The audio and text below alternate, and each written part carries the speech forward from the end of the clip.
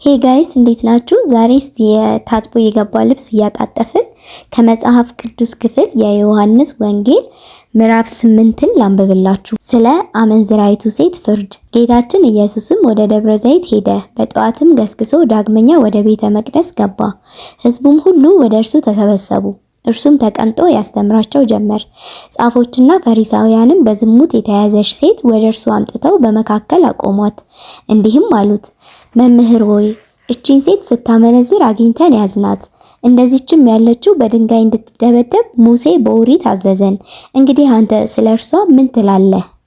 በእርሱም ላይ ምክንያት ሊያገኙ ሲፈትኑት ይህን ሁሉ ጌታችን ኢየሱስም ጎንበስ ብሎ በጣቱ በምድር ላይ ጻፈ። ብዙ ጊዜ መላልሰው በጠየቁት ጊዜም ዓይኖቹን አንስቶ ከናንተ ኃጢአት የሌለበት አስቀድሞ ድንጋይ ይጣልባት አላቸው። ዳግመኛም ጎንበስ ብሎ በጣቱ በምድር ላይ ጻፈ። እነርሱ ግን ይህን በሰሙ ጊዜ ሕሊናቸው ወቅሷቸው ከሽማግሌዎች ጀምሮ እስከ ኋለኞቹ ድረስ አንዳንድ እያሉ ወጡ። ጌታችን ኢየሱስም ብቻውን ቀረ።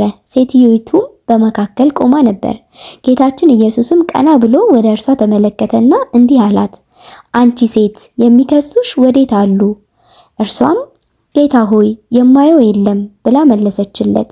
ጌታችን ኢየሱስም እኔም አልፈርድብሽም፣ ወደ ቤትሽ ሂጂ፣ ከእንግዲህ ወዲህ ዳግመኛ ኃጢአት አትስሪ አላት።